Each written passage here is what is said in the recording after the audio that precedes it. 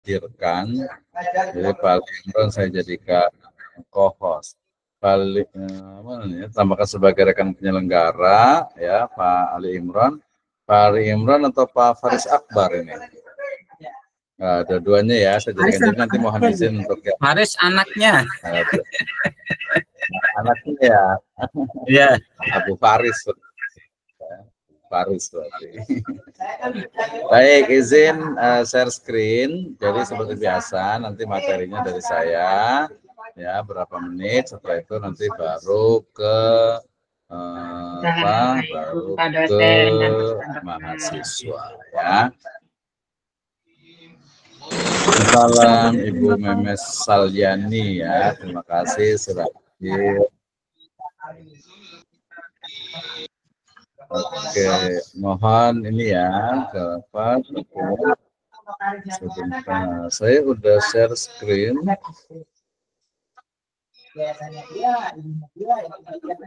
Oke, coba saya coba dulu ya. Kadang ini biasanya. Assalamualaikum. Waalaikumsalam warahmatullahi wabarakatuh. Terima kasih. Assalamualaikum warahmatullahi wabarakatuh. Assalamualaikum. Terima kasih. Waalaikumsalam. Terima kasih Pak Sefatuddin. Sama-sama, Pak dosen. Bu Ali Imran yang kelihatan.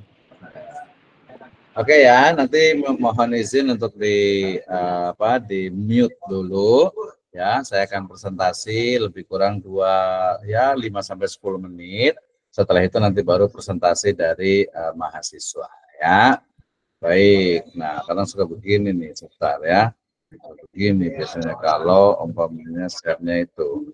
Oke, saya mungkin share-nya itu di Windows, kemudian di Microsoft Edge-nya, Enter-nya, sebentar.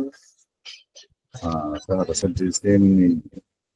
Share-nya itu di Windows. Nah, saya pakai ini share-nya, baru nanti dikecilkan. Oke, sebentar. Slide saya sudah kelihatan. Nah, kelihatan ya. Oh, dia perlu waktu sejenak. Oke, sudah kelihatan ya, Pak Lini? Slide saya kelihatan ya? Kelihatan, sudah kelihatan. Sudah Pak dosen kelihatan. Dan Pak dosen. Baik, terima kasih. Izin memulai.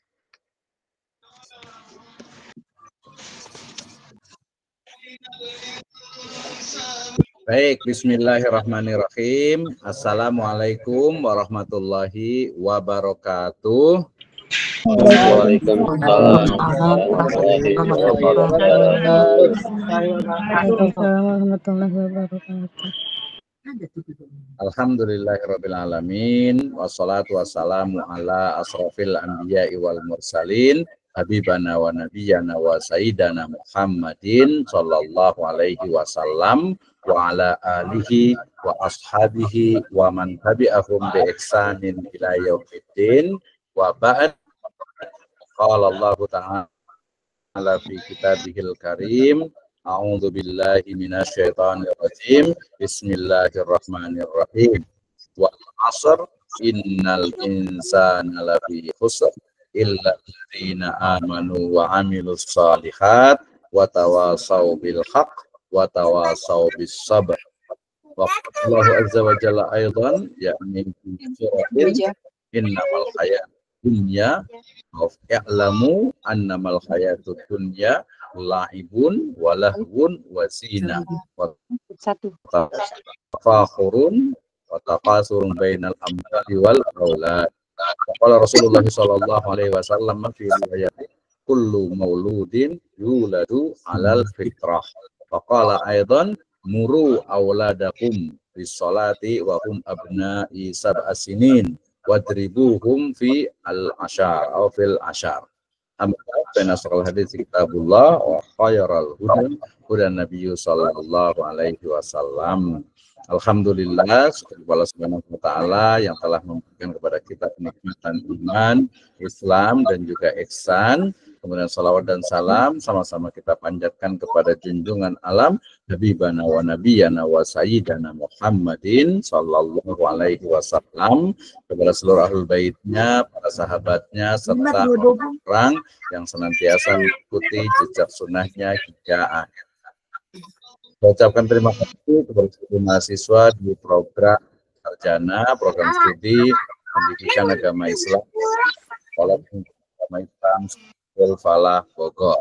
Ya, terima kasih atas kehadirannya di mata kuliah pengembangan peserta didik. Ya, mohon kepada yang bergabung boleh di mute ya, boleh dibisukan di kelas buku. Ya, oke. Kemudian ternyata ini kalau untuk penyelenggaranya dipindahkan, saya nggak bisa nge-share ininya nih, nggak bisa klik satu-satu, jadi harus Pak Ali Imron yang nge-klik kayaknya nih. Mulai dari kalam ilahi, kemudian sunnah nabawiyah ya. Baik ya, kemudian udah hafal juga ya. Kita mulai ya mata kuliah ini dengan firman Allah Subhanahu wa taala ya di dalam mana surat apa tuh? Yang pertama lihat Pak Ustaz Ali Imron ya. Di kalam ilahi boleh diklik tuh ya. Allah Subhanahu wa taala berfirman, diklik yang sebelah sini ya. Nah, itu klik. I'lamu a'udzubillahi minasyaitonir rajim. Bismillahirrahmanirrahim. I'lamu annamal hayatud dunya la'ibun. Ya, sesungguhnya kehidupan dunia itu adalah laib, permainan ya. Kemudian walahun, sesuatu yang sifatnya itu apa? Bersenang-senang gitu ya. Lahun itu yang mungkin orang belum terjemah itu sia-sia gitu ya. Wataka surun atau watafahurun atau wataka surun bainal amwal wal aulad ya. Di sini Allah Subhanahu wa taala menjelaskan nih tentang bagaimana manusia itu diberitahu i'lamu, ketahuilah bahwasanya kehidupan dunia itu adalah ya mulai dari laibun ya. Artinya itu adalah apa? Adalah permainan gitu ya, permainan. Kehidupan dunia itu permainan. Ya, setelah permainan apalagi? Setelah permainan berikutnya adalah apa? Lahwun ya, sesuatu yang sifatnya bisa jadi itu adalah ya yang kesannya itu adalah sia-sia gitu ya, sia-sia artinya itu bermain, bercanda dan lain sebagainya gitu ya. Itu adalah sifat dari dunia. Oke. Nah, kemudian juga itu ternyata juga menjadi dasar tuh ya, menjadi satu tempat untuk watafahurun, berbangga-bangga ya, dan juga watakasur, dan juga memperbanyak gitu ya, berbangga-bangga dengan banyaknya harta dan juga anak. Ini sempat kemarin dibahas ya tentang bagaimana perkembangan jadi dari tafsir bil maksur dan juga spesifiknya adalah tafsir bil ra'yi. Ini tafsir dari siapa? Dari Profesor Dr. Quraish Shihab yang menjelaskan tentang ayat ini sejatinya juga berbicara tentang bagaimana sebenarnya perkembangan ya dari peserta didik itu sendiri ya, perkembangan dari peserta didik sehingga kemudian ada fase di mana dunia itu ya tempatnya laibun ya, permainan ya, terutama ini di usia anak-anak di bawah 5 tahun gitu ya. Nah, di situ ada apa? Ada istilahnya itu ya mereka adalah waktunya bermain ya. Jadi i'lamu annamal hayatud dunya la'ibun walahwun wazinah wa tafahurum bainakum wa takasuru fil amwali wal aulad kama sali ghaisi ajabal kuffaru nabatuh thumma yahijul fatarahu musfaran thumma yakunu qutama wa fil akhirati adzabun wa maghfiratum minallahi wa ridwan wa mal hayatud dunya illa mataul ghurur ya. Jadi dari tafsir Al-Misbahnya Quraish Shihab menjelaskan bahwasannya makna laib di situ adalah permainan yang merupakan karakteristik dari bayi dan juga balita. Sedangkan lahun ya merupakan gambaran karakteristik anak-anak akhir ya, yaitu usia sekolah dasar. Kemudian ada zina atau perhiasan, berhias. Ini adalah kebiasaan dari remaja, ya, terutama remaja putri, ya. Kemudian wattafakhur atau tafakhur, berbangga, yang merupakan sifat dari orang dewasa, dan diakhiri dengan takasur fil amwal wal aulad. Ya, ini adalah sifat dari orang tua, di mana saya punya anak sekian, saya punya harta sekian, gitu ya. Ini tafsir bil ra'yi, tafsir bil ilmi, penjelasan lebih luas dari makna yang seksual menjadi bagian dari makna yang ada di dalam Al-Quran. Kenapa? Karena kita akan bahas tentang perkembangan, ya. Oke, kemudian terkait juga dengan sunnah nabawi, ya, kita ingatkan kembali kemarin kita sudah bahas tentang, ya, dikatakan an Nabi Hurairah radhiyallahu anhu qala Nabi sallallahu alaihi wasallam kullu mauludin yuladu alal fitrah fa abuwahu yuhawidanihi aw yunasiranihi aw yumajisanihi kama salil bahimati tuntajul bahimah hal tarofi.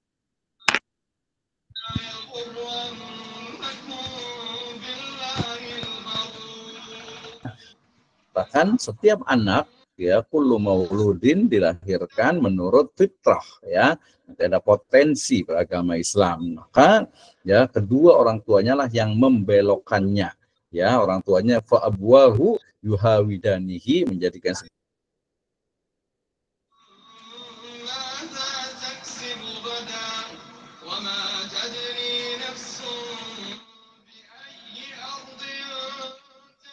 binatang, apakah kamu melihat kekurangan padanya, gitu ya. Nah, ini jelas sekali. Kemudian dalam proses tumbuh kembang, ya, proses perkembangan peserta didik, kita juga diingatkan dengan proses yang harus dilalui. Riwayatnya Abu Daud dikatakan, ya, tadi saya sudah bacakan hadisnya, muru auladakum bisolati wahum abna'u sab'i sinin wadribuhum 'alaiha wahum abna'u asyri sinin, ya. Perhatikanlah, perintahkanlah, ya, anak-anak sholat ketika berusia, ya, 7 tahun, ya. Jika mereka telah berumur 10 tahun, fadribuhum, ya, pukullah mereka apabila wahum abna'u asri sin. Di sini tentu saja sangat luas, tetapi ada teori yang kemudian dikembangkan, misalnya ada reward and punishment, gitu ya, ada teori tentang teman-teman semuanya. Slide saya kelihatan, ya, berjalan, ya. Kelihatan Pak dosen. Jalan, ya, mudah-mudahan kelihatan. Terlihat, Jangan sampai nanti nggak kelihatan nih. Kadang kalau oke, ya, ya, terima kasih. Ya,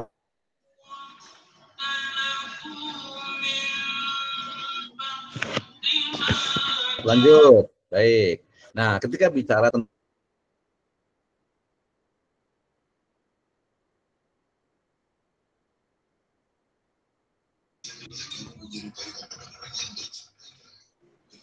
nggak ada suaranya Pak dosen.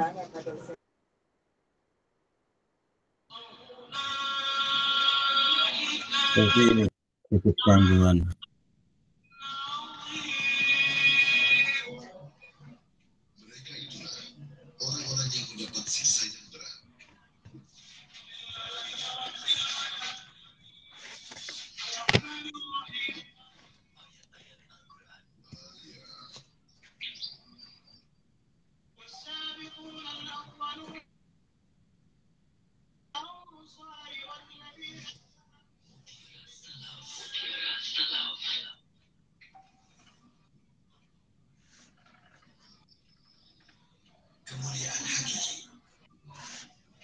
Kemana Pak dosennya?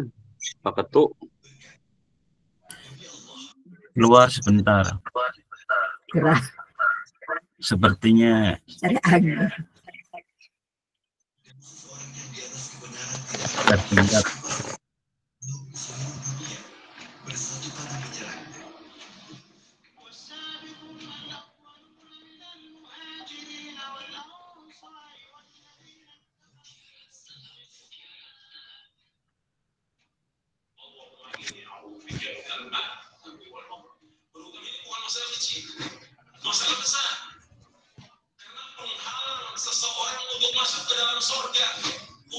Pak Suminem bisa di-mute tidak?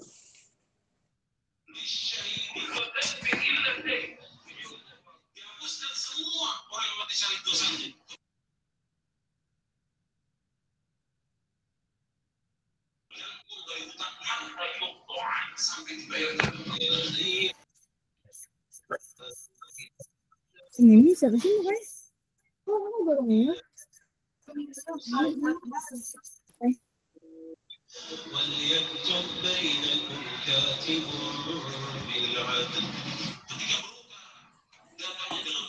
Pak, maaf Pak, di-mute dulu Pak.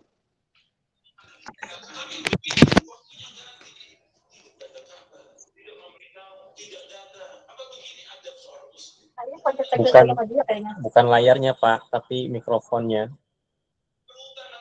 Itu sekali aja.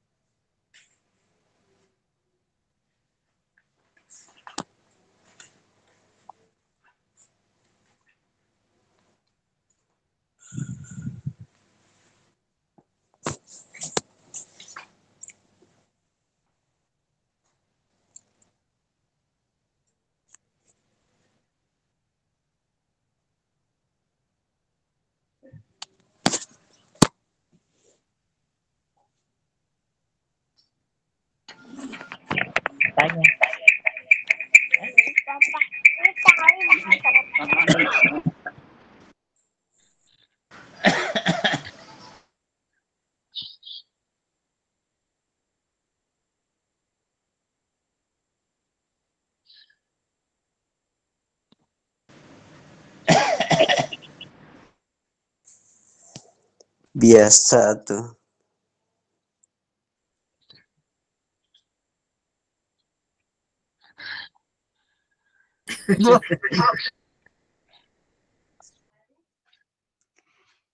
Kenapa pada diam-diam ini, diam-diam baik? Pak Faris.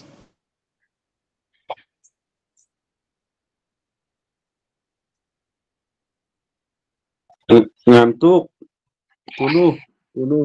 Tunuh balik.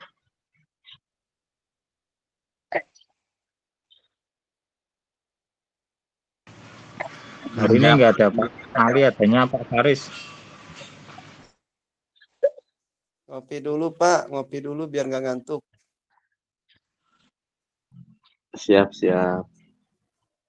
Belum ngopi nih.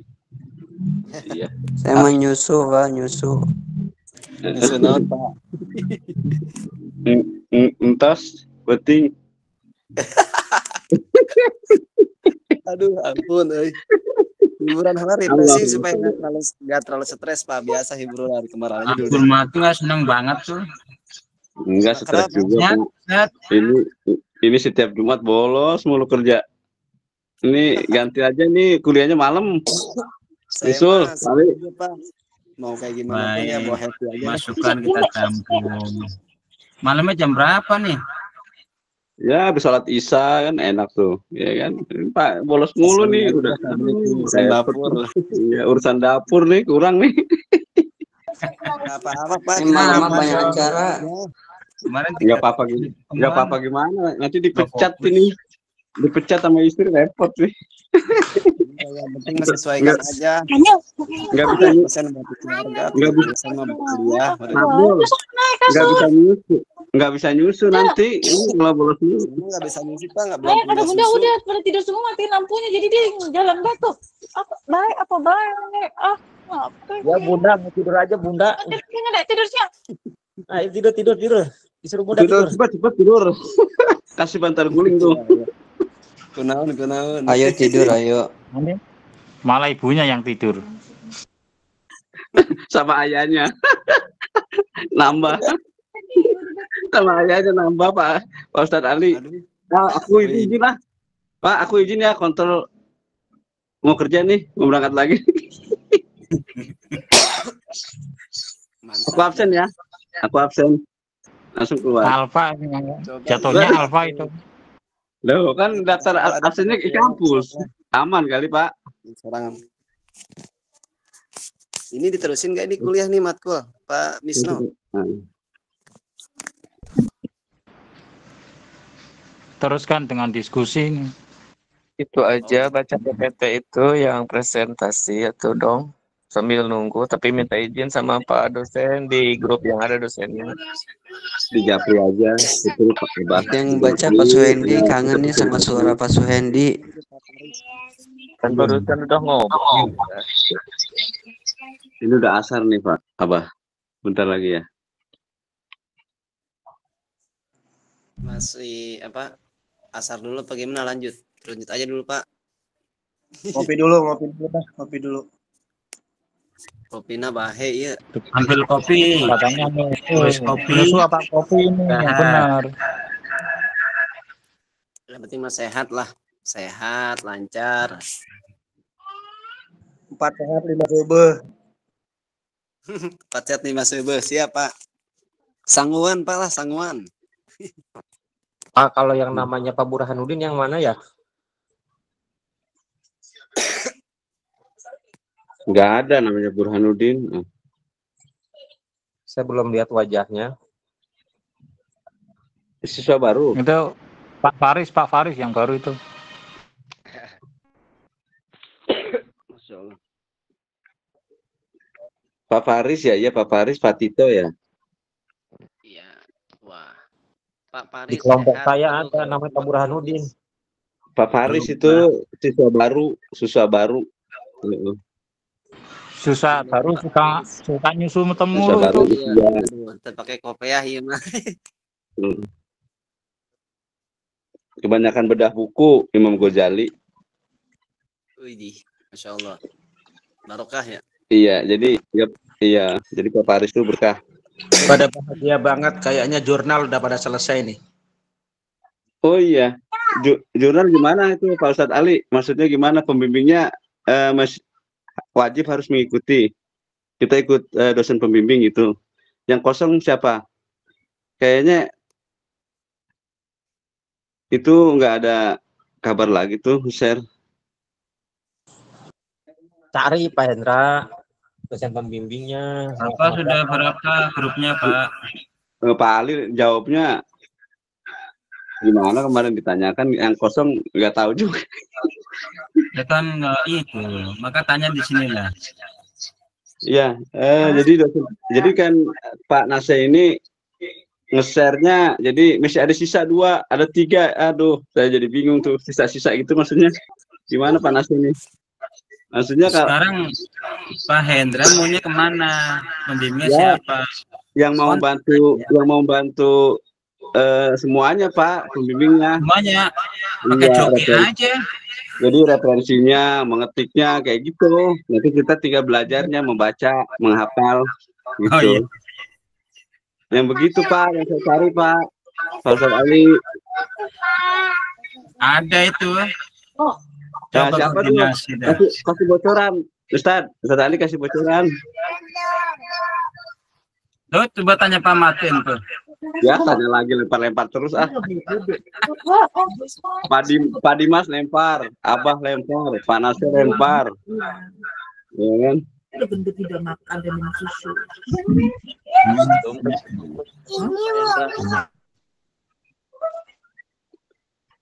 Serius ini Pak Ustadz Ali, kira-kira nih yang aman pendampingannya, yang ya innama ma'asobirin lah. Pendampingannya yang tujuan masa ini mah ya begitulah. Salah lagi. Allah, hebat banget nih Pak Andra ya, luar biasa. Kalau saran saya mah kuliah jangan menjadikan beban, santai aja. Selagi bisa ikutin, kagak bisa tinggal ngomong sama dosen. Izin. Absen Pak dosen. Wah ini Pak Andika udah jempol aja. Nanti lulus saya bareng Pak. Ini selesai nih. Om. Ya. Nih ya, saya lihat jadwalnya ya. Langsung tutup ya. Rehat Pak Ketua. Jam 14.30 sampai jam 16.40. Wah, masih panjang. Mendingan Masih baca itu aja tuh. Kelompok 1 dulu aja untuk ya, ini. Kelompok 1 silakan baca itunya, korannya, koran. Kelompok 1 presentasi bersama kelompok 2-nya sambil menunggu Pak dosennya hadir. Silakan kelompok 1.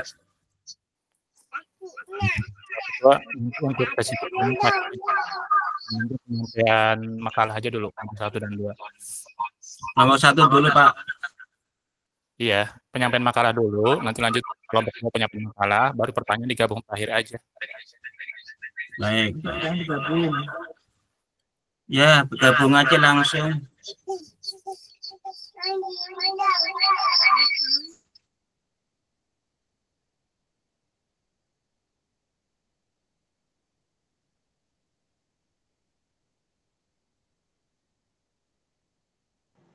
Bu Eli, ayo.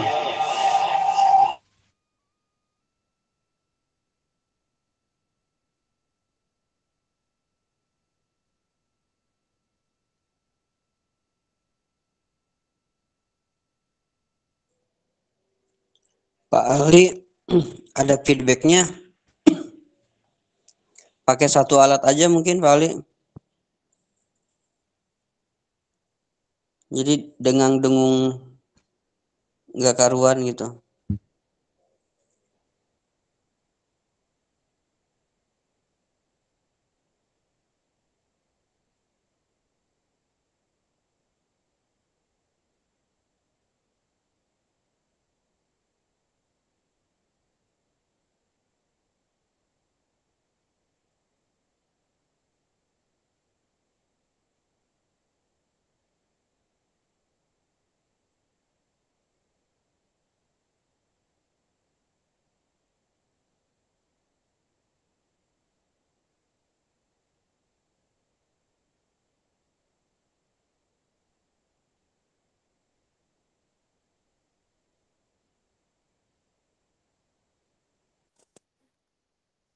Tes, tes.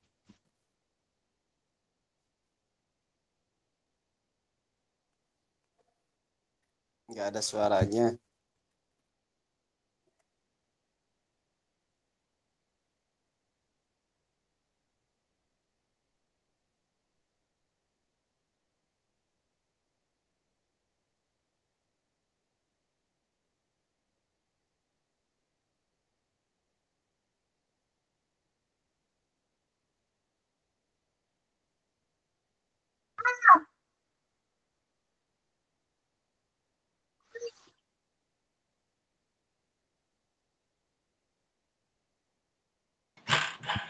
Bu Eli, ayo Bu, kelompok 1 Bu.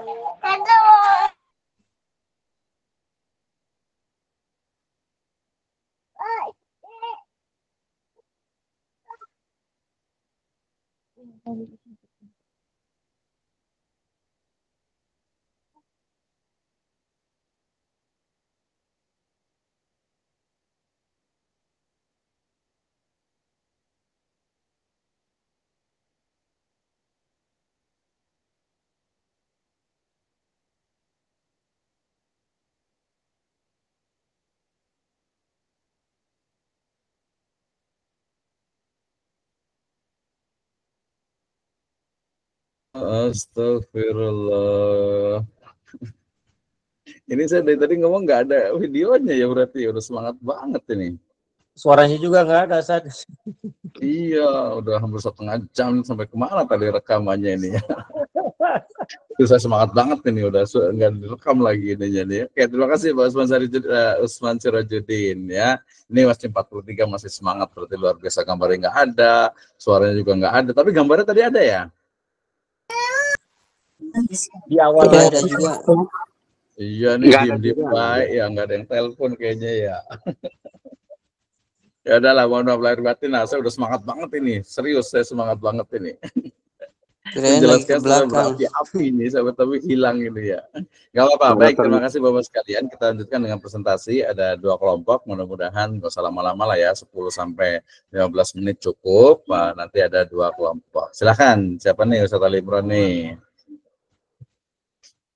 Tadi internetnya mati berarti. Kekurangannya gitu, dia nggak kelihatan ketika presentasi, sayangnya itu.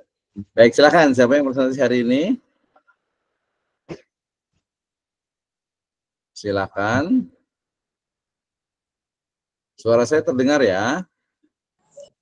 Masih, Dengar Pak, Oke. terdengar jelas. Iya nih, aduh, saya udah semangat banget ini. Baik, silakan di kelompok pertama nih untuk presentasi, silakan. Siapa yang presentasi hari ini? Kelompok 1 dulu katanya, Pak. Ya, silakan. Langsung saja ya.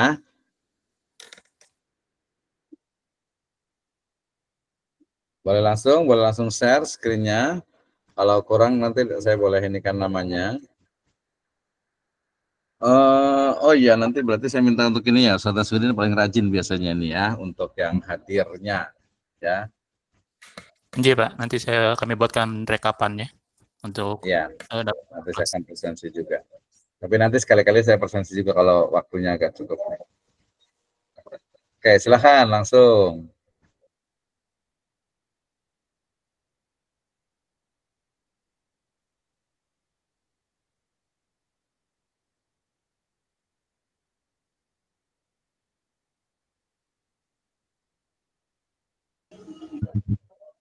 Ya, mana suaranya?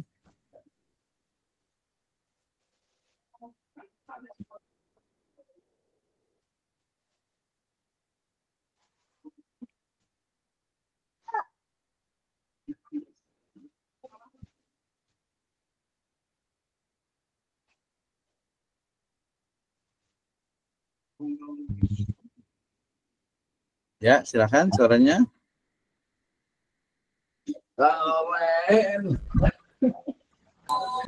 Juga Pak, tapi belum ada yang Pak dosen, bentar.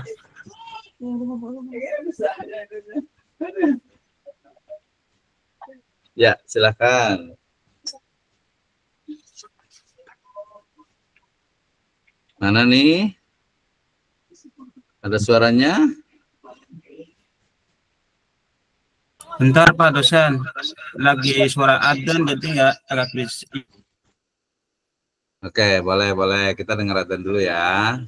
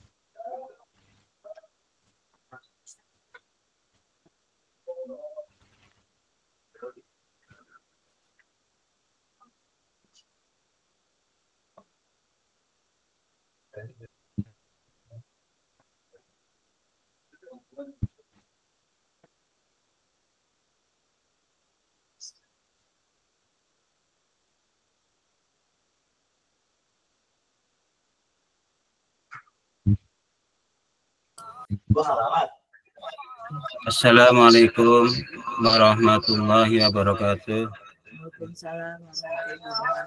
Waalaikumsalam warahmatullahi Nabiyina sallallahu alaihi wasallam. Wassalatu wassalamu ala asrofil anbiya wal mursalin. Nabiyina wa syafina maulana Muhammad sallallahu alaihi wasallam wa ala alihi wa sahbihi ajmain. Rabbi shrah li sadri wa yassir li amri wa hlul 'uqdatam min lisani yafqahu qawli. Shadaqallahul azim wa shadaqa rasul karim walhamdulillahi rabbil alamin. Yang kami hormati Bapak dosen kita Bapak Dr. Misno, yang kami hormati para asatidzah yang tentunya tidak mengurangi rasa hormat saya, takdim saya, rasa sunnah itu bersatu. Marilah kita panjatkan puji syukur kehadirat Allah Rabbi, yang mana di siang ini kita bisa ditemukan oleh Allah SWT dan sehat walafiat dalam rangka utlubul ilmi, menuntut ilmu. Mudah-mudahan dalam kegiatan ini menjadikan keberkahan buat kita semuanya. Sholawat dan salam kita tujuan ala Habibina wa Syafina Maulana Muhammad sallallahu sahabat tabi'in dan kita selaku umat beliau yang mengharapkan syafaatnya bagaimana nanti, mudah-mudahan kita semuanya akan mendapatkan syafaatnya. Amin ya rabbal alamin. Di sore ini kami akan mempresentasikan kelompok 1 yang berjudul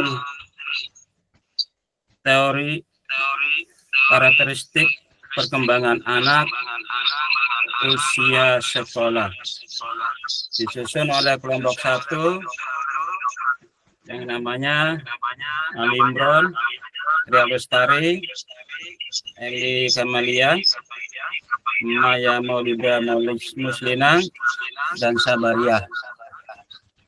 Untuk menyingkat waktu, karena kita dikasih waktu nggak banyak, mari kita baca dengan bacaan Ummul Quran. Mudah-mudahan acara presentasi ini berjalan lancar. Lahadiniya wa bin sholih ila Rasulullah sallallahu alaihi wasallam. Al-Fatihah. A'udzu billahi minasyaitonir rajim. Bismillahirrahmanirrahim. Alhamdulillahirabbil alamin. Arrahmanirrahim. Maliki yaumiddin. Iyyaka na'budu wa iyyaka nasta'in. Ihdinas siratal ladzina an'amta 'alaihim. Selanjutnya untuk mempresentasikan kelompok 1 yang pertama akan yang mempresentasikan Ibu Eli. Kepadanya kami persilahkan. Ya, terima kasih Abi. Sami-sami.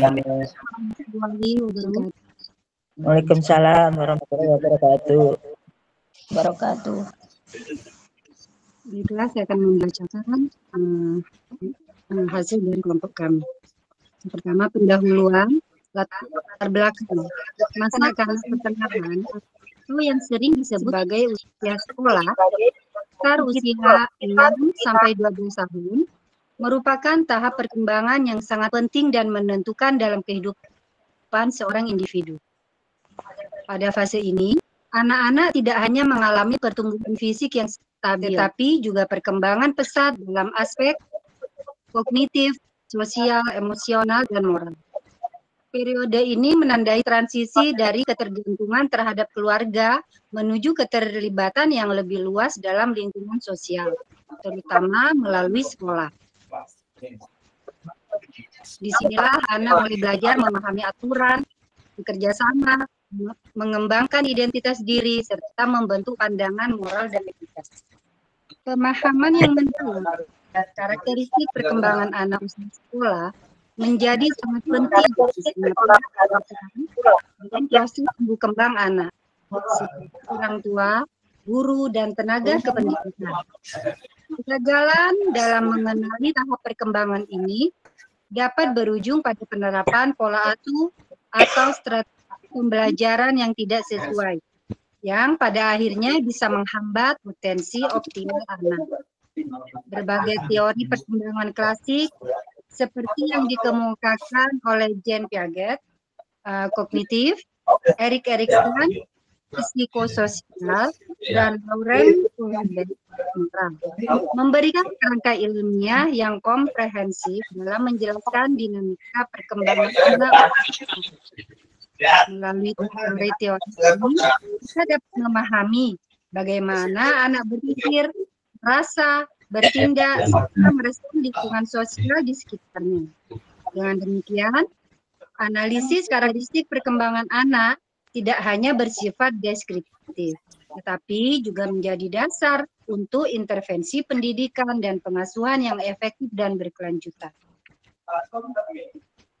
Makalah ini ditujukan untuk menggali secara mendalam teori-teori tersebut dan mengaitkannya dengan praktik pendidikan dan pengasuhan yang relevan dalam konteks anak usia sekolah. B. Rumusan masalah. Yang pertama, apa saja karakteristik perkembangan anak usia sekolah menurut berbagai teori perkembangan.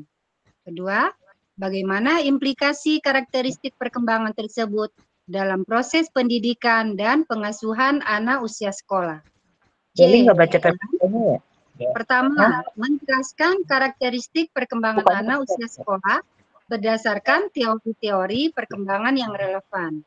Yang kedua, menganalisis implikasi karakteristik perkembangan anak usia sekolah terhadap pendidikan dan pengasuhan anak usia sekolah.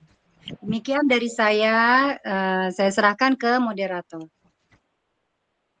Terima kasih Ibu Eli. Selanjutnya akan dilanjutkan presentasi oleh Ibu Ria April Lestari. Kami persilakan.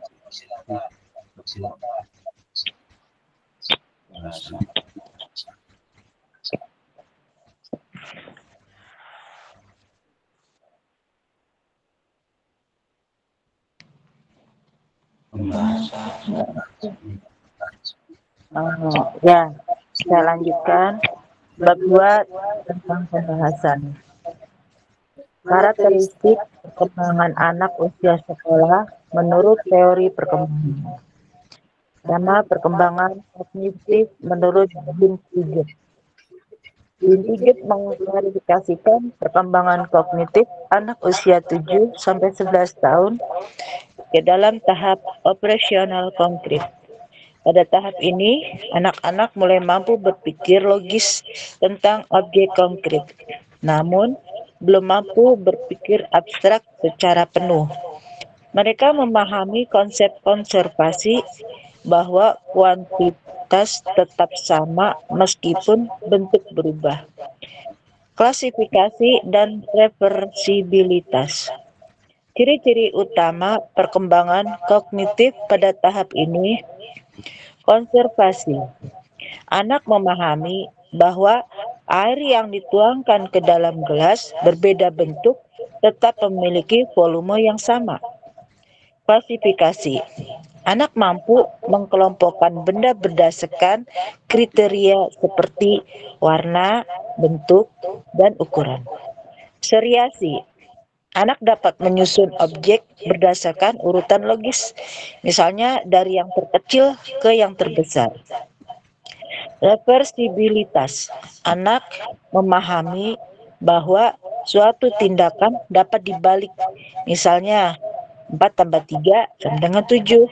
Maka 7 dikurang 3 sama dengan 4. Perkembangan 2. Perkembangan psikososial menurut Erik Erikson.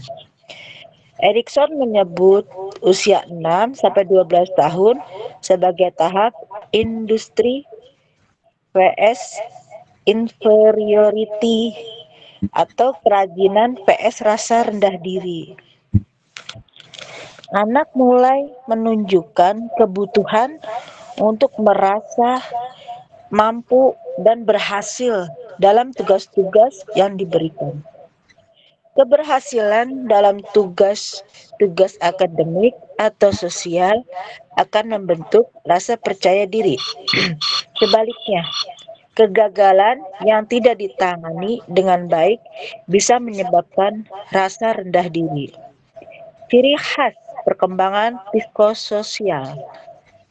Anak ingin memperoleh pengakuan dari lingkungan atas kemampuannya, mulai membandingkan diri dengan teman sebayanya, menyukai aktivitas yang memberikan hasil nyata, seperti menggambar, menulis, membangun sesuatu.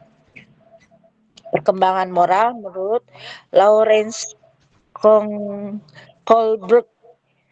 Menurut Kohlberg, anak usia sekolah biasanya berada pada tahap konvensional tingkat awal dalam perkembangan moral. Pada tahap ini, perilaku moral didasarkan pada keinginan untuk mendapatkan persetujuan dari orang lain dan menaati aturan. Karakteristik moral anak: berperilaku baik agar mendapat pujian atau diterima oleh kelompok. Taat aturan karena takut dihukum atau karena ingin dianggap sebagai anak baik. Belum mampu membuat keputusan moral berdasarkan prinsip universal atau abstrak. Lagi? Udah. Makasih. Terima kasih Ibu Lia. Selanjutnya dilanjutkan presentasi oleh Ibu Sabria. Kami persilahkan. Baik, Ubi. Terima kasih, Abi. 4. Perkembangan sosial dan emosional. Secara sosial, anak usia sekolah mulai memperluas lingkup interaksinya di luar keluarga. Persahabatan mulai terbentuk berdasarkan kesamaan minat, bukan hanya kedekatan fisik. Emosinya pun lebih stabil dibanding masa sebelumnya, dan mereka mulai belajar mengekspresikan serta mengelola perasaan secara lebih adaptif. Perkembangan sosial mulai memahami dan menghargai perbedaan pendapat, belajar bekerja sama dan mematuhi aturan dalam kelompok, menjalin persahabatan yang lebih stabil dan emosional. Perkembangan emosional mampu mengenali emosi dasar seperti senang, marah, sedih, dan takut. Dapat mengontrol ledakan emosi dengan cara yang lebih matang, sensitif terhadap kritik, sehingga memerlukan pendekatan yang empatik. 5. Perkembangan fisik dan motorik. Pada tahap ini, pertumbuhan fisik akan berlangsung stabil dan proporsional. Koordinasi motorik halus, menulis, menggambar, menggunting, dan kasar, berlari, melompat, bermain bola, berkembang dengan baik. Keseimbangan tubuh, ketangkasan, serta kekuatan otot meningkat secara signifikan. Ciri perkembangan motorik: meningkatnya ketetapan dan kecepatan gerakan. Ketepatan dan kecepatan gerakan. Anak mulai menunjukkan preferensi aktivitas fisik tertentu, olahraga, menari, dan lain-lain. Mulai memiliki kesadaran akan citra tubuh. Lanjutin, Abi. Terima kasih Bu Sabria. Sama-sama. Selanjutnya dilanjut untuk presentasi yang B, implikasi karakteristik perkembangan anak oleh Ibu Maya. Kami persilahkan. Oke, baik. Terima kasih atas waktunya yang sudah diberikan atas kesempatannya, moderator. Terus selanjutnya yaitu implikasi karakteristik perkembangan anak usia sekolah terhadap pendidikan dan pengasuhan anak usia sekolah. Di antaranya implikasi terhadap pendidikan itu ada dalam metode pembelajaran, atmosfer belajar, kemudian pendekatan individual.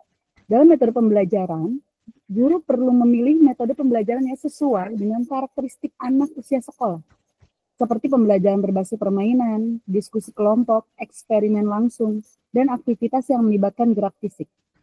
Pembelajaran hendaknya bersifat konkret dan kontekstual sebelum beralih ke konsep yang lebih abstrak.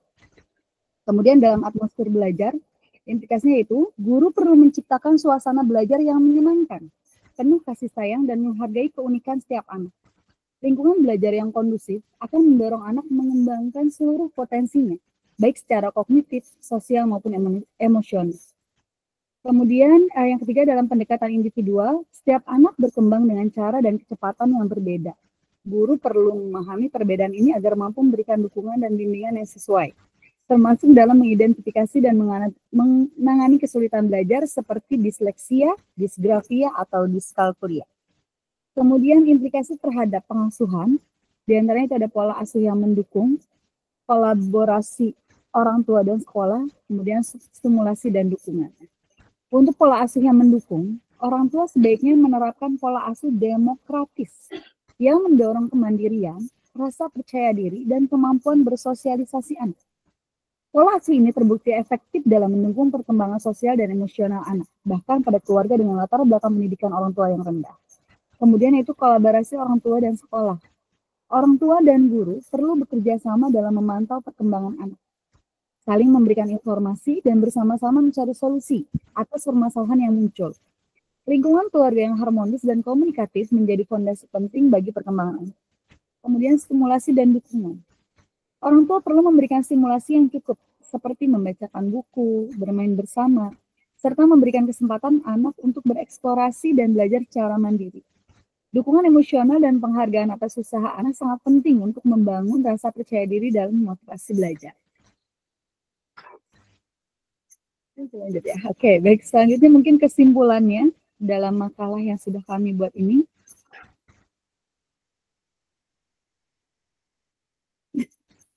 Masa kanak-kanak pertengahan atau usia sekolah 6-12 tahun merupakan fase krusial dalam perjalanan perkembangan individu. Pada periode ini, anak tidak hanya mengalami pertumbuhan fisik yang stabil, tetapi juga perkembangan pesat dalam aspek kognitif, sosial, emosional, dan moral. Teori-teori perkembangan seperti yang dikemukakan oleh Jean Piaget, Erik Erikson, dan Lawrence Kohlberg menunjukkan bahwa anak usia sekolah mulai mampu berpikir logis secara konkret, membangun rasa percaya diri melalui pencapaian, serta mulai memahami dan menerapkan aturan moral dalam kehidupan sehari-hari. Oke, baik, mungkin itu kesimpulan yang sudah kami bacakan. Kami kembali kepada moderator. Silakan Pak Guru. Terima kasih atas presentasinya dari kelompok 1. Mungkin izin Pak dosen agar lebih menyikat waktu, dilanjut dengan kelompok 2 Pak dosen. Nanti jadi sekalian aja. Ya boleh. Ya boleh, Silakan. boleh, silakan. 2 untuk presentasikan.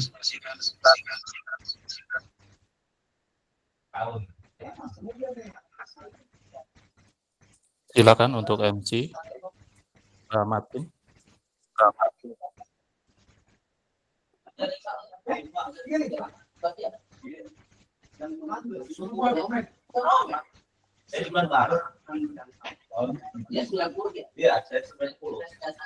Satu, Pak. Yang bohong, Pak.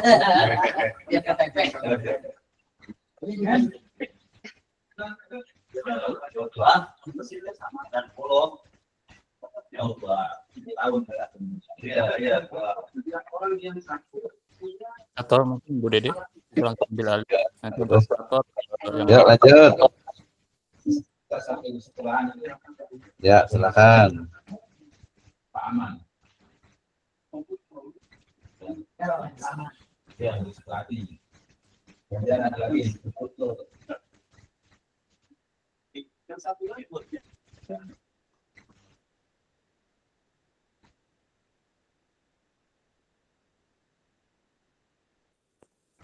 silakan Pak Martin atau Bu Dede untuk MC, untuk moderator.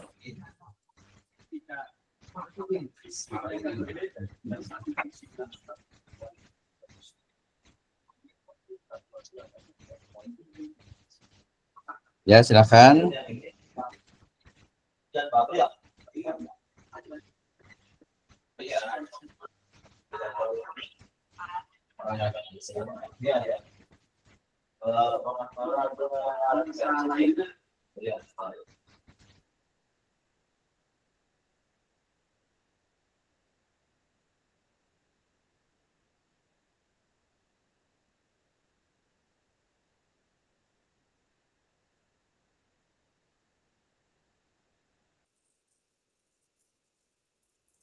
Enggak ada nih, ya udah langsung lah. Bismillah, Assalamualaikum warahmatullahi wabarakatuh. Waalaikumsalam warahmatullahi wabarakatuh. Alhamdulillahi ala kulli halin wa ni'matin. Allahumma sholli ala sayyidina Muhammad karimil abai wal ummahat. Segala puji bagi Allah, salat dan salam pada Nabi Allah Muhammad sallallahu alaihi wasallam. Terima kasih pada yang kami hormati Pak dosen, Bapak Dr. Misal, dan juga kepada teman-teman. Lanjut saja ke materi yang kedua. Yang pertama akan dibacakan oleh Bu Nur Ayuni. Ada beliau, kami persilahkan.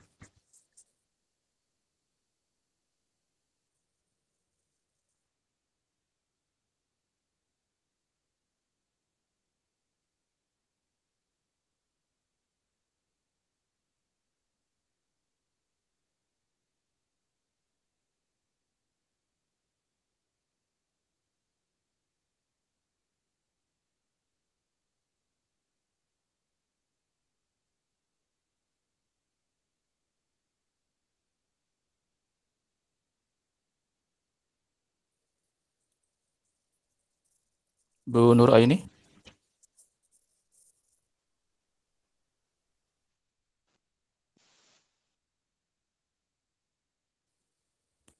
Atau Pak Laga. Baik. Suara saya tidak terdengar ya? Sudah terdengar Bu Nuraini. Ya, baik. Saya akan membacakan bab 1, yaitu pendahuluan. Yang pertama, A. Latar belakang. Pertumbuhan dan perkembangan merupakan proses yang pasti terjadi pada manusia dan terus berlangsung hingga dewasa. Pertumbuhan merupakan perubahan yang terjadi secara kuantitatif yang meliputi peningkatan ukuran dan struktur.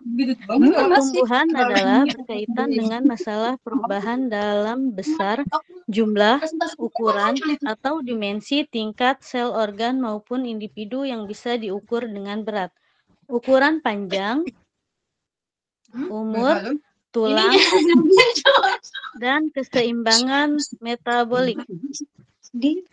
Pertumbuhan adalah suatu proses bertambahnya jumlah sel tubuh suatu organisme yang disertai irreversibel, tidak dapat kembali pada keadaan semula. Pertumbuhan lebih bersifat kuantitatif, di mana suatu organisme yang kecil menjadi lebih besar seiring dengan pertambahan waktu. Sedangkan perkembangan adalah bertambah kemampuan atau skill dalam struktur dan fungsi tubuh yang lebih kompleks dalam pola teratur dan dapat diramalkan sebagai hasil proses pematangan. Perkembangan menyangkut adanya proses pematangan sel-sel tubuh, jaringan tubuh, organ-organ, dan sistem organ yang berkembang dengan menurut caranya sehingga dapat memenuhi fungsinya. Sitorus 2012. Dalam proses mencapai dewasa, anak harus melalui tahap tumbuh kembang termasuk tahap remaja. Remaja berasal dari kata Latin adolescens yang berarti tumbuh atau tumbuh menjadi dewasa. Istilah adolescens mempunyai arti yang lebih luas lagi yang mencakup kematangan mental, emosional, sosial, dan fisik. Remaja memiliki tempat di antara anak-anak dan orang tua karena sudah tidak termasuk golongan anak, tetapi belum berada dalam golongan dewasa atau tua. Di masa ini, banyak terjadi perubahan dalam diri anak. Perubahan tersebut dalam bentuk pertumbuhan dan perkembangan, baik berupa pertumbuhan fisik, perkembangan kognitif, sosial, dan psikologis. Semua perubahan yang terjadi tersebut diiringi dengan tugas-tugas perkembangan agar segala perkembangan dapat optimal dan membawa kebaikan kepada diri kita ketika dewasa. Hal ini tentunya memerlukan partisipasi dari berbagai pihak selain diri remaja itu sendiri. Orang tua, sekolah, dan masyarakat juga memiliki peran yang penting dalam mengoptimalkan perkembangan remaja. Tugas perkembangan remaja menurut Figers sangat erat kaitannya dengan fungsi belajar. Dalam hal ini, Figers menyatakan bahwa tugas perkembangan harus dipelajari, dijalani, dan dikuasai oleh setiap individu. Tugas-tugas ini dikaitkan dengan fungsi belajar karena pada hakikatnya perkembangan pada kehidupan manusia dipandang sebagai upaya mempelajari norma kehidupan dan budaya masyarakat agar ia mampu melakukan penyesuaian diri dengan baik dalam kehidupan nyata. Pendidikan sebagai wadah homonisasi dan humanisasi tentunya harus mendukung perkembangan anak. Oleh karena itu, pendidik perlu mengetahui perkembangan dan tugas-tugas perkembangan remaja peserta didik agar dapat membantu memaksimalkan tumbuh kembang anak. Dalam hal ini perlu dilakukan pendidikan praktis melalui organisasi sekolah, pertemuan berkala dengan orang tua atau wali murid, dan pemantapan pendidikan, agama, dan moral baik di dalam maupun di luar sekolah. Bab 2 itu pertumbuhan dan perkembangan remaja. Nah, konsep pengertian remaja. Pertumbuhan merupakan perubahan yang terjadi secara kuantitatif yang meliputi peningkatan ukuran dan struktur. Pertumbuhan adalah berkaitan dengan masalah perubahan dalam besar jumlah ukuran atau dimensi tingkat sel organ maupun individu yang bisa diukur dengan berat, ukuran panjang, umur, tulang, dan keseimbangan metabolik. Pertumbuhan adalah suatu proses bertambahnya jumlah sel tubuh suatu organisme yang disertai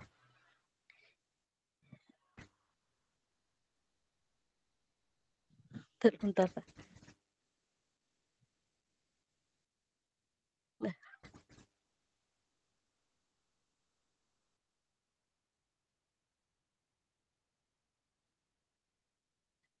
Pertumbuhan lebih bersifat kuantitatif di mana suatu organisme yang kecil menjadi lebih besar seiring dengan pertumbuhan waktu, sedangkan perkembangan adalah bertambah kemampuan atau skill yang terstruktur dan fungsi tubuh yang kompleks pada pola teratur dan dapat diramalkan sebagai hasil proses pematangan.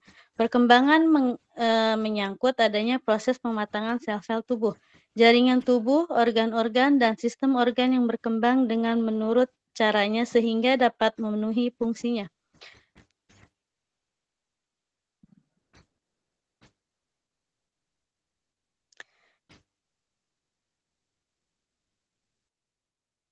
Ya, langsung saja ya. Silahkan dilanjut, Pak Laga. Pak Laga, silakan.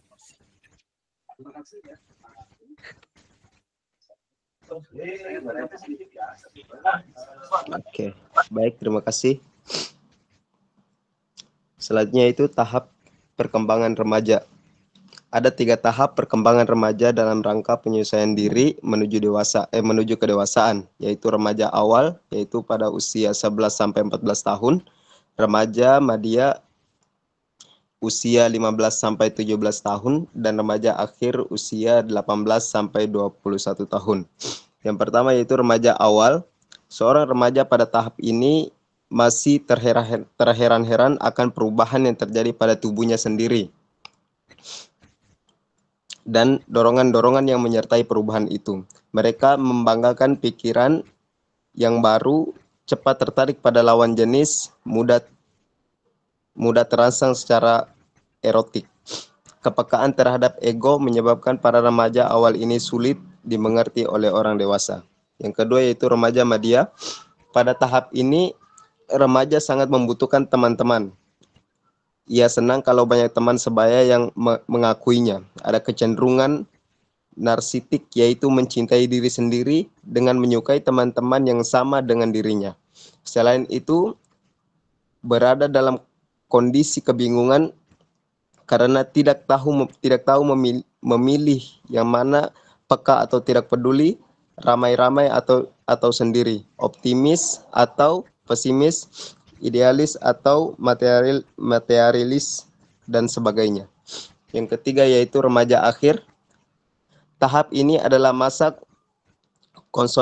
konsolidasi menuju periode dewasa dan ditandai dengan pencapaian 5 hal, yaitu minat yang makin mantap terhadap fungsi-fungsi intelektual, egonya mencari kesempatan untuk bersatu dengan orang lain, dan dalam pengalaman-pengalaman baru, terbentuknya identitas seksual yang tidak akan berubah lagi, egocentrimen atau terlalu memusatkan perhatian pada diri atau diri sendiri, diganti dengan keseimbangan antara kepentingan diri sendiri dengan orang lain. Tumbuh dinding yang memisahkan diri pribadinya dan masyarakat. Selanjutnya itu C, karakteristik pertumbuhan dan perkembangan remaja. Yang pertama yaitu pertumbuhan dan perkembangan fisik. Masa remaja merupakan masa transisi perkembangan antara masa anak dan masa dewasa. Dimulai dengan pubertas, ditandai dengan perubahan yang pesat dalam berbagai aspek perkembangan, baik visi maupun psikis.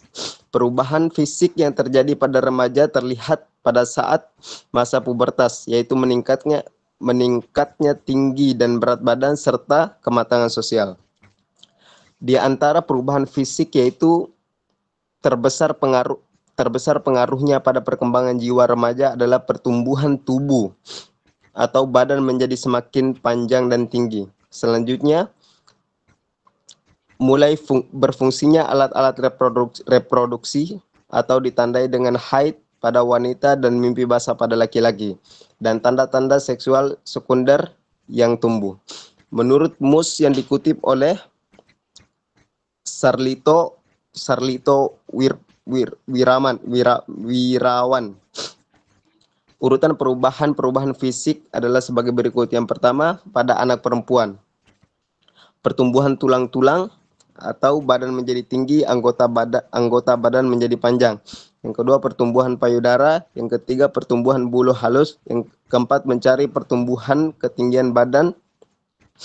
Yang kelima yaitu pertumbuhan bulu pada kemaluan. Yang kelima, menstruasi atau haid. Yang keenam yaitu tumbuh bulu-bulu ketiak. Selanjutnya itu pada anak laki-laki, pertumbuhan yang pertama yaitu pertumbuhan tulang-tulang, selanjutnya testis membesar, selanjutnya tumbuhnya bulu kemaluan halus, selanjutnya itu awal perubahan suara, ejakulasi, bulu kemaluan menjadi keriting, selanjutnya pertumbuhan tinggi badan mencapai tingkat maksimum setiap tahunnya. Selanjutnya itu tumbuh rambut-rambut halus di wajah atau kumis atau jenggot. Selanjutnya itu tumbuh bulu ketiak. Dan selanjutnya itu akhir perubahan suara. Selanjutnya itu rambut-rambut di wajah bertambah tebal dan gelap. Selanjutnya itu tumbuh bulu di dada. Yang kedua yaitu perkembangan psikososial. Teori perkembangan psikososial menurut Erikson menganggap bahwa krisis perkembangan pada masa remaja menghasilkan terbentuknya identitas. Periode remaja awal dimulai dengan awitan pubertas dan berkembangnya stabilitas emosional dan fisik yang relatif pada saat atau ketika hampir lulus dari SMU. Pada saat ini remaja dihadapkan pada krisis identitas kelompok versus persaingan diri. Pada periode selanjutnya, individu berharap untuk mencegah otonomi dari keluarga dan mengembangkan identitas diri sebagai lawan terhadap difungsi peran. Identitas kelompok menjadi sangat penting untuk permulaan pembentukan identitas pribadi. Remaja pada saat awal harus mampu memecahkan masalah tentang hubungan dengan teman sebayanya sebelum mereka mampu menjawab pertanyaan tentang siapa diri mereka dalam kaitannya dengan keluarga dan masyarakat. Yang pertama yaitu identitas kelompok. Selama tahap remaja awal, tekanan atau memiliki suatu kelompok semakin kuat. Remaja menganggap bahwa memiliki kelompok adalah hal yang penting karena mereka merasa menjadi bagian dari kelompok dan kelompok dapat memberi mereka status.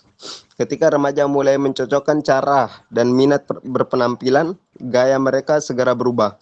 Bukti penyesuaian diri remaja terhadap kelompok teman sebaya dan ketidakcocokan dengan kelompok orang dewasa memberi kerangka pilihan bagi remaja sehingga mereka dapat memerankan penonjolan diri mereka sendiri sementara menolak identitas dari generasi orang tuanya. Yang B yaitu identitas individual. Pada tahap pencarian ini, remaja mempertimbangkan hubungan mereka dengan perkembangan antara diri mereka sendiri dengan orang lain di masa lalu. Seperti halnya arah dan tujuan mereka harap mampu dilakukan di masa yang akan datang.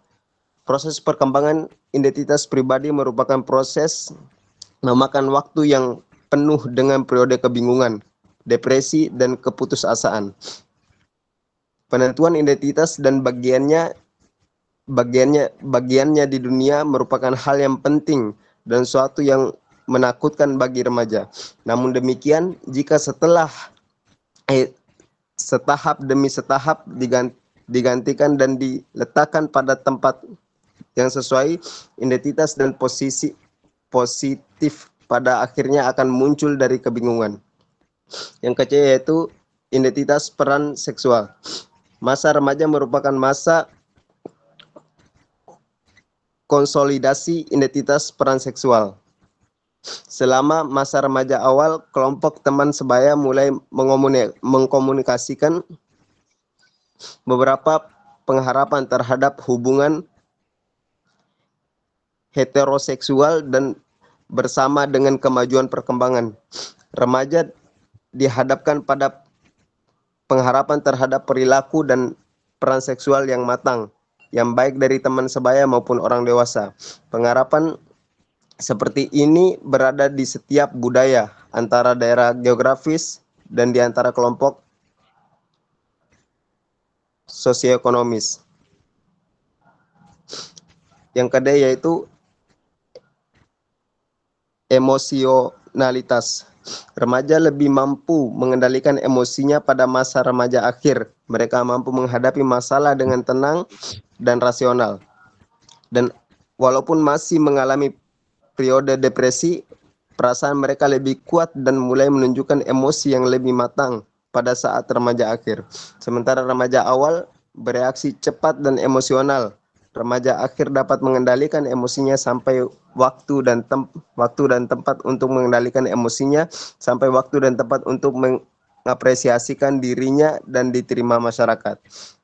Mereka masih tetap mengalami peningkatan emosi, dan jika emosi itu diperhatikan, perilaku mereka menggambarkan perasaan tidak aman, ketegangan, dan kebimbangan. Yang kedua, Oke. Nomor 3, perkembangan kognitif. Menurut Piaget, yang dikutip oleh Wong, remaja tidak lagi dibatasi dengan kenyataan dan aktual, yang merupakan ciri periode berpikir konkret. Yang keempat, perkembangan moral. Yang dikutip oleh Wong, masa remaja akhir dicirikan dengan suatu pertanyaan serius mengenai nilai moral dan individu. Yang kelima, perkembangan spiritual.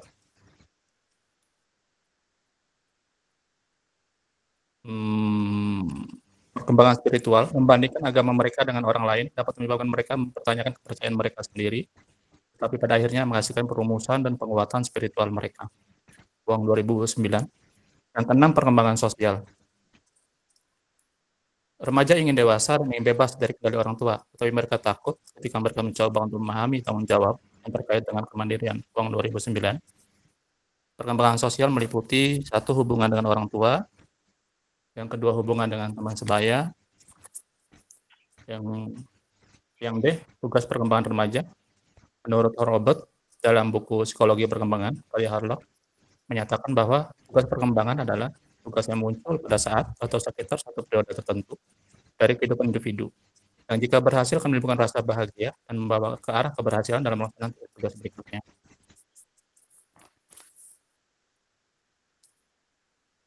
Menurut Harlock, tugas perkembangan remaja meliputi 1. Mencapai hubungan baru dan lebih matang dengan teman sebaya, baik pria maupun wanita. 2. Mencapai peran sosial pria dan wanita. 3. Menerima keadaan fisik. 4. Mengharapkan dan mencapai perilaku sosial bertanggung jawab. Dan 5. Mencapai kemandirian emosional dari orang tua dan orang-orang dewasa. Yang ke-6, persiapan karir ekonomi. Yang ke-7, persiapan perkawinan dan keluarga. Yang ke-8, peroleh perangkat nilai dan sistem etis sebagai pegangan untuk berlaku mengembangkan ideologi. Yang terakhir, 5, implikasi tugas perkembangan dalam pendidikan. Bila individu telah mencapai kematangan, siap untuk mencapai tahap tugas tertentu yang sesuai dengan tuntutan masyarakat, maka dapat dikatakan bahwa saat untuk mengajar individu yang bersangkutan telah tiba. Hukma Dinata 2001. Beberapa usaha yang perlu dilakukan dalam penyelenggaraan pendidikan sehubungan dengan minat dan kemajuan remaja yang dikaitkan dengan kehidupan terlain. 1. Bimbingan karir. Yang kedua, memberikan latihan-latihan praktis. Yang ketiga, penyusunan kurikulum. Yang keempat, keberhasilan dalam memilih pasangan. Yang kelima, pendidikan tentang nilai kehidupan. Dan yang keenam, memberi kesempatan membantu memfasilitasi. Selanjutnya penutup, pada Bu Dede kami persilakan.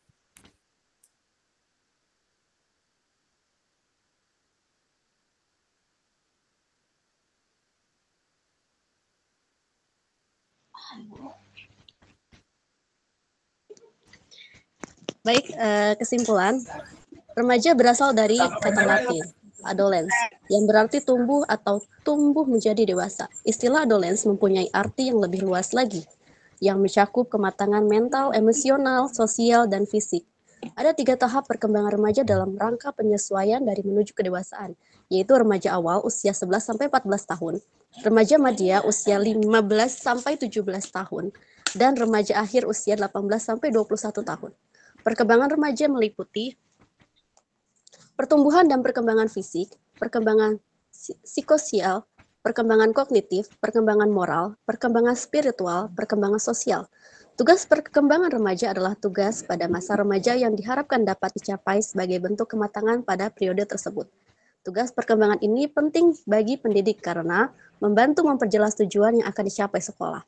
Pendidikan dapat dimengerti sebagai usaha masyarakat, meliputi sekolah dalam membantu individu mencapai tugas-tugas perkembangan tertentu. Konsep ini dapat dipergunakan sebagai pedoman waktu untuk melaksanakan usaha-usaha pendidikan. Demikian kesimpulan dari presentasi kelompok kami kembalikan ke moderator. Terima kasih pada teman-teman yang telah mempresentasikannya. Nanti setelah ini kita sesi tanya jawab untuk kelompok 1 dan 2 sekaligus.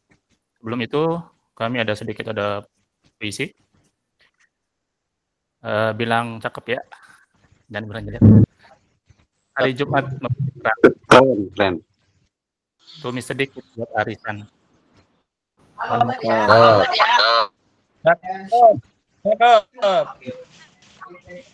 Mas kami kurang berkenan. Hari senja. Cakep. Hujan turun. Ya. Cakep. Assalamualaikum warahmatullahi wabarakatuh. Waalaikumsalam warahmatullahi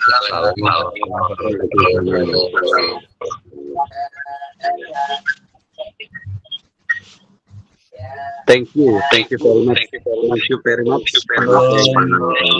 Ada pertanyaan. Kami persilakan untuk Bapak dosen kita untuk menambahkan dari para makalah yang tadi kita sampaikan, baik makalah 1 maupun makalah 2. Pada Bapak dosen kita kami persilakan. Baik, terima kasih Pak Ali Imron ya dan teman-teman semuanya, luar biasa sekali ya, udah semester 6, artinya dari sisi presentasi sudah cukup bagus ya, karena memang mungkin dari sisi apa ya, tampilan slide-nya gitu ya, kemudian mungkin memang ini kekurangan di Google Meet itu dia nggak bisa ini ya, nggak bisa full screen gitu, jadi agak kurang nyaman dilihatnya, jadi nanti desainnya tuh kayak itu jadi kelihatan gitu ya. Jadi termasuk juga tadi mungkin kalau perbaikan pertama yang kelihatan dulu ya dari sisi slide-nya gitu ya, itu sebenarnya udah cukup bagus, cuma mungkin nanti masih ada beberapa tadi yang tulisan-tulisan yang istilahnya itu pindahan dari Microsoft Word gitu ya, itu nanti diperbaiki ya. Jadi the power of point itu penting ya, artinya dalam satu slide itu dia tidak lebih dari 5 baris ya, dan itu sebenarnya bukan baris, dia lebih kepada pointer, skema, tabel gitu ya, dan bukan animasi ya, tapi simbol-simbol yang memang lebih memudahkan. Nah, sedangkan nanti presenter itu dia akan menjelaskan secara lebih detail ya, itu nanti dari sisi presentasinya ya. Kemudian tadi pembawaan juga sebenarnya ya cukup bagus juga, walaupun sebenarnya lebih bagus kalau umpamanya kita istilahnya itu menguasai materinya, kemudian mengembangkan dari yang ada gitu ya. Nah, itu akan lebih bagus lagi ya, termasuk juga nanti pembagiannya untuk masing-masing presentasi itu cukup menjadi hal yang menarik. Baik, oke, merujuk kepada tadi materi saya ya, juga terkait dengan perkembangan dari peserta didik, terutama beberapa teori yang berkembang ya, misalnya ada Albert Bandura ketika bicara tentang reward and punishment, dan juga bagaimana lingkungan itu memberikan stimulus terhadap perkembangan ya dari perkembangan peserta didik. Ini ada yang mau komentar dulu nih Pak Nasiruddin, gimana, waktunya udah habis ya? Iya Ustaz, bentar aja ini. Mau bertanya nih Ustaz. Oke, boleh, silakan. Semua teori perkembangan yang ada itu kan udah agak lama dikemukakan ya Ustaz. Lalu secara realitas terjadi pergeseran psikososial di sekolah-sekolahan. Dulu zaman 10-an apa bahasanya ya, interaksi itu mungkin terbatas lah, beda dengan zaman sekarang. Bahkan anak-anak SD pun hal-hal yang tidak seharusnya misalnya. Pertanyaannya, dengan realitas yang ada dulu dan sekarang, sedangkan teori ini pakai itu adalah teori dulu, apakah teori itu masih apa bahasanya, masih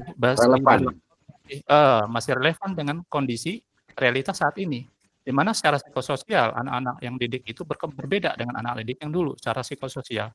Itu aja. Terima kasih. Oke, terima kasih Pak Nasiruddin, luar biasa sekali ya pertanyaannya. Ini menarik nih. Pertama saya ingatkan dulu dengan teori terkait dengan epistemologi ya. Dalam epistemologi kita mengenal ada hipotesis atau preposisi ya. Dari preposisi itu kemudian dikaji menjadi sebuah misalnya itu sebuah teori ya. Nah, teori itu kemudian dikembangkan lagi ya, diuji secara terus-menerus menjadi sebuah disiplin ilmu atau sub dari disiplin ilmu. Nah, ketika bicara tentang perkembangan dari sebuah pengetahuan kemudian menjadi preposisi atau aksioma, kemudian menjadi sebuah teori, maka yang disebut dengan teori itu adalah hasil dari pengamatan secara mendalam tentang sebuah fenomena yang memang terbukti kebenarannya. Nah, kemudian memang ada beberapa teori yang sifatnya itu sudah tidak relevan, ya. Tetapi beberapa teori dia tetap relevan karena memang muncul dari kajian mendalam terkait dengan fenomena, ya, fakta, realita, dan juga preposisi yang sudah dibuktikan secara terus-menerus, ya. Sehingga kemudian saya boleh mengatakan bahwa teori adalah pengetahuan yang telah diuji kebenarannya. Nah, kemudian apakah teori tadi itu akan relevan selamanya? Tentu saja sebagai sebuah tahapan menuju ilmu, dia tidak dalam artian itu tidak selamanya relevan. Tapi dalam konteks perkembangan dari peserta didik atau teori-teori tentang perkembangan, ya, manusia ini kita lihat masih cukup relevan, ya, masih relevan. Kenapa? Karena kalau kita lihat teori-teori yang dimukakan itu sifatnya lebih general, ya, lebih general, dan itu pun misalnya tadi William Crane misalnya itu tahun 2007. Kalau kita perlu lihat, kalau kita lihat dari sisi sistem sosial bahwa 2007 di USA sana, di Western sana, itu sama dengan 2017 bahkan 2020 yang ada di Indonesia. Artinya teorinya pun dia masih relevan karena terkait dengan misalnya tadi tentang stimulus dan juga respon, kemudian juga reward and punishment, kemudian juga lingkungannya. Nah, itu menjadi hal yang menarik gitu ya. Ada beberapa tambahan terutama ya, mungkin itu masuknya bukan ke sebuah bukan sampai ke teori tapi sub dari sebuah teori ya, variabel-variabel yang ada di sebuah teori. Misalnya lingkungan. Ketika bicara tentang lingkungan, kalau 2007 itu ya sudah berkembang namanya cyber community ya, atau masyarakat cyber, masyarakat digital. Itu pasti sudah dibicarakan di situ. Nah, sekarang mungkin kalau di Indonesia mungkin bisa lebih kita kembangkan bahwa yang namanya interaksi sosial itu bukan hanya di dunia nyata tetapi juga di dunia maya. Nah, sebagai sebuah analogi atau analoginya adalah kalau kita lihat ya dalam arti teori-teori yang ada di dalam Al-Quran, ya di dalam hadis, kemudian di dalam Islam, ada beberapa yang memang aksioma-aksioma atau istilah-istilah ya atau teori-teori yang digunakan di dalam itu memang sifatnya itu umum. Sehingga kemudian dia akan relevan fi kulli zaman wal makan. Bicara tentang Islam, Islam melihat manusia, Islam melihat kebutuhan manusia, Islam melihat lingkungan, Islam melihat bagaimana pengaruh dari misalnya sosial, politik, budaya, dan ekonomi. Nah, itu dia sama, hanya memang ada beberapa perubahan yang perlu diperbaiki ya. Secara umum bahwa teori itu bisa relevan dan bisa jadi sudah usang. Seperti saya sebutkan misalnya teori tentang tabula rasa misalnya itu sudah usang. Karena tidak sesuai dengan keyakinan kita sebagai kullu mauludin yuladu ala fitrah, makna fitrah di situ. Ya, jadi bukan anak itu bukan kertas yang kosong, tapi dia punya potensi, dia punya fitrah yang telah ditetapkan Allah Subhanahu wa taala. Nah, kemudian terkait dengan teori-teori tentang pengembangan atau tentang perkembangan dari peserta didik, kalau kita lihat justru saat ini dia masih relevan. Kenapa? Karena termnya ya materi-materi atau konten ya teori yang digunakan di dalamnya itu atau subteorinya itu dia sifatnya itu adalah general dan tidak kepada sub yang lebih istilahnya itu dia lebih kepada konten dan juga isi utama dari teorinya. Nanti kita bisa boleh lihat misalnya tadi ada teorinya misalnya tadi yang pertama itu ada Albert Bandura, kemudian juga ada lagi siapa lagi yang dari Rusia itu ya. Di sini ada misalnya ada Ivan Pavlov misalnya gitu ya. Misalnya siapa nih Sinner misalnya. Sinner itu ketika bicara tentang stimulus kemudian juga reward and punishment itu sampai sekarang masih berlaku ya. Demikian juga ketika Ivan Pavlov bicara tentang stimulus respon kemudian juga behaviorism. Behaviorism ini beberapa ada pengembangan ya dari mulai classical conditioning ya yang behaviorism itu sekarang menjadi bagaimana bukan lagi tapi lebih ke modern conditioning. Nah, ini nanti dipengaruhi dan dia akan terus berkembang gitu ya. Sama juga misalnya modelingnya Albert Bandura ini kan sebenarnya udah dari dulu ya bahwasanya perkembangan manusia itu ya merupakan hasil interaksi antara faktor hereditas dan lingkungan. Ya, contohnya suatu pembelajaran itu bisa diperoleh dari yang namanya mencontoh suatu tindakan baik dalam bentuk modifikasi, inovasi ataupun imitasi.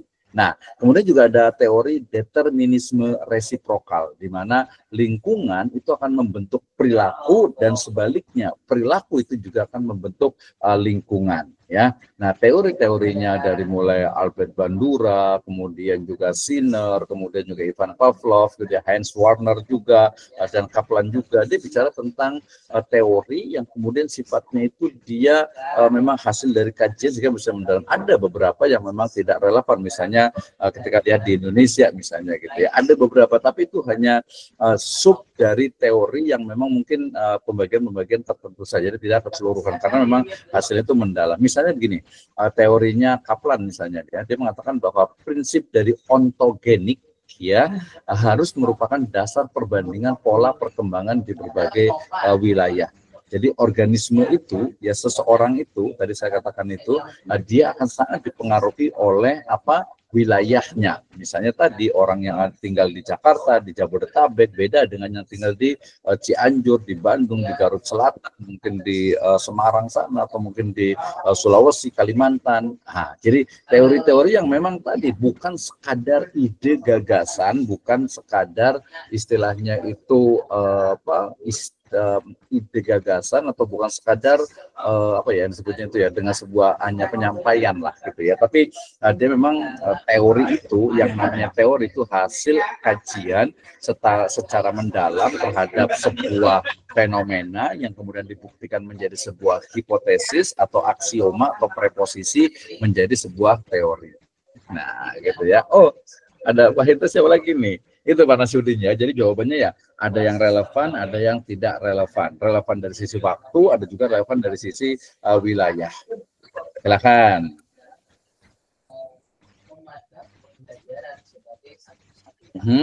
Siapa silakan nih, Pak Tito atau Pak Nasruddin lagi? Pak Hendra. Oke, Pak Tito ada yang mau disampaikan? Ya, baik, Pak, mungkin tambahan dari Pak Nasir betul juga. Bagaimana cara mengatasi masalah-masalah yang sekarang ini kan berbeda dengan yang dulu. Apalagi kultur budaya sekarang itu sudah berbeda jauh dengan anak-anak kita sebelumnya. Yang permasalahan sekarang ini kan kita kesulitan untuk mengatasi anak-anak kita atau anak didik kita dalam menjaga kepribadian yang baik atau kedisiplinan, seperti bagaimana cara kita selama ini mendidik anak, sudah berusaha dengan cara metode teori yang sudah diberikan hasil pembelajaran kita coba terapkan, ternyata tidak maksimal karena anak-anak sekarang ini terpengaruh dengan adanya seperti teknologi. Jadi bagaimana cara mengatasinya, metode apa yang konkret untuk mengatasi kenakalan remaja dengan adanya teknologi yang berkembang saat ini. Seperti kan sulitnya menjaga anak didik ini yaitu seperti menggunakan handphone, ya kan. Kadang-kadang bagaimana mengatasi agar mereka tidak kecanduan ML atau game online. Itu metode apa yang konkret yang harus kita lakukan agar dapat anak tersebut bisa menghindari hal-hal seperti itu. Mungkin itu aja. Terima kasih Pak dosen. Oke, terima kasih Pak Hendra ya. Jadi betul ya, bagaimana nih mendidik anak itu di era digital. Ya, makanya kita perlu belajar tentang teori dari perkembangan peserta didik ya. Nah jawabannya kalau bagaimana, jawabannya itu dua ya. Jawaban pertama adalah secara normatif ya, bahwasanya al-yauma akmaltu lakum dinakum wa atmamtu alaikum ni'mati wa raditu lakumul Islam madina. Ya, itu teorinya. Prakteknya adalah misalnya kita baca bukunya At-Tarbiyah atau Tarbiyatul Islamiyah fil Islam atau Tarbiyah fil Islam, misalnya Muhammad Nasi Ulwan. Kita lihat buku beliau ditulis ya beberapa puluh tahun yang lalu gitu ya, ketika internet itu belum ada, tapi tetap bisa dibaca sampai hari ini, dan juga teori-teorinya itu juga bisa berkembang. Artinya dia tetap relevan. Berarti maknanya perlu kita pahami bagian-bagian tertentu dari pendidikan ini yang memang dia tidak berubah. ada bagian lain yang berubah. Ini penting ya. Jadi kita tidak terjebak kepada sesuatu, sekarang kan sudah berubah, sudah beda. Iya, beberapa dimensi dalam pendidikan ini berubah berbeda, terutama pendidikan anak ya.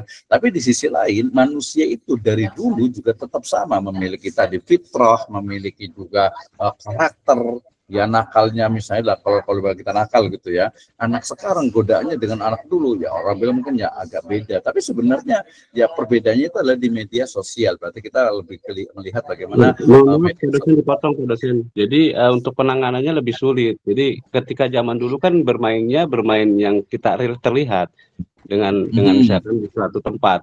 Ketika anak itu pulang di luar dari jam yang harus pulang, itu kita bisa susul kan. Nah, tapi ketika sekarang ini zamannya teknologi, menggunakan handphone dan kita tidak tahu apa yang dia lakukan di handphone itu sehingga dia sampai lupa waktu ya kan, sehingga penjaga kesehatannya pun untuk dirinya sulit gitu kan. Nah mungkin itu Pak ya, jadi mungkin itu berbeda Pak dosen. Untuk penanganannya ini ada metode konkretnya seperti apa untuk referensi kita atau pegangan kita di sekarang ini gitu.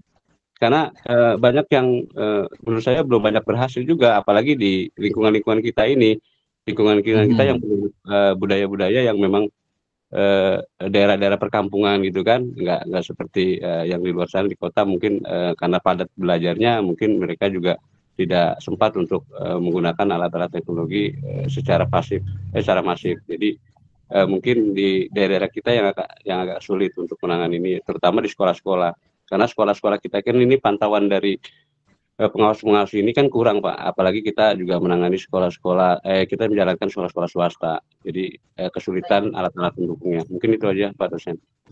Oke, baik, terima kasih. Ada dua sebenarnya ya. Yang pertama itu adalah dari sisi kalau sudah dewasa itu berarti adalah komitmen. Ya, artinya komitmen perjanjian antara anak dengan orang tua. Ya, ini berarti di rumah. Kemudian nanti anak dengan sekolah itu di sekolahan. Ini penting gitu ya. Dan ketika bicara tentang istilahnya itu tadi ketika sudah dewasa berarti ada komitmen. Sebelumnya adalah kenapa anak itu kemudian misalnya kalau kita sebut kecanduan game online misalnya, itu kan pasti ada sebabnya. Nah, dalam konteks teori perkembangan anak didik ini kita akan melihat kenapa ya bisa jadi betul tadi sebabnya itu adalah karena komitmen dengan orang tuanya, atau mungkin tadi orang tuanya itu sibuk gitu ya, orang tuanya itu terlalu sayang, orang tuanya itu tidak, intinya itu dalam mendidik sesuai aturan itu kurang paham gitu ya. Nah, sehingga kemudian akhirnya terlanjur ke bawah, anaknya itu suka main game online ya, kemudian sekolahnya juga ketika orang tua memilih sekolah juga mungkin tidak memperhatikan lingkungannya. Bahkan tadi saya katakan ketika kita membeli rumah pun itu kita bukan hanya membeli rumah tapi kita membeli lingkungan.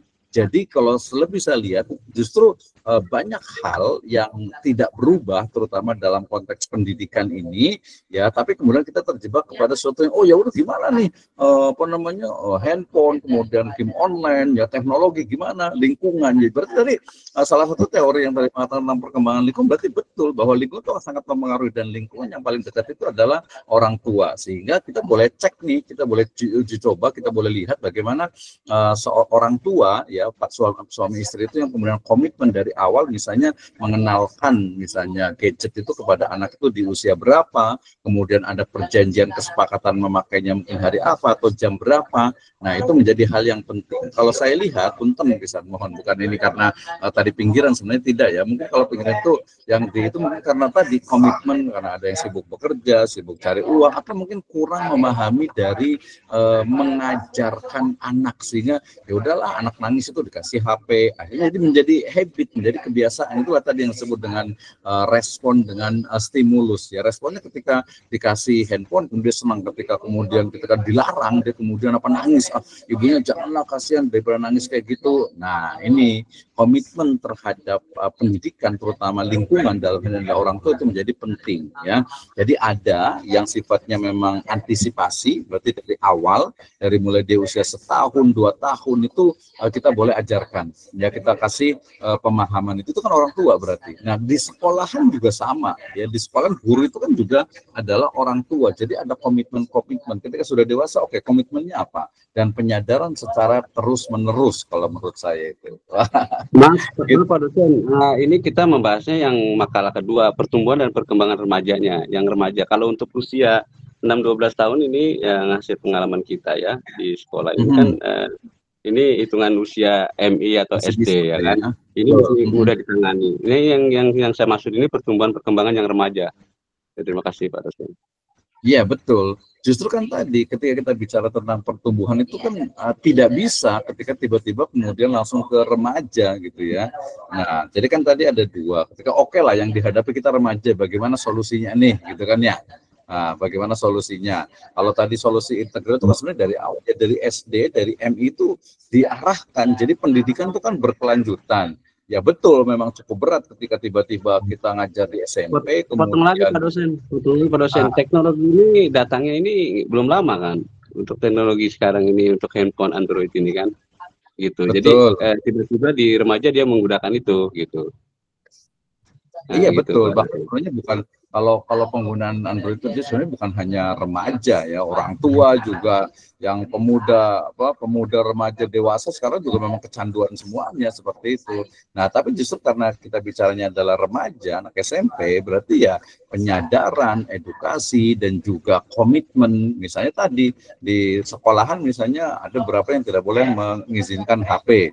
Ada juga teman kemarin itu mengizinkan handphone itu hanya untuk mata pelajaran tertentu.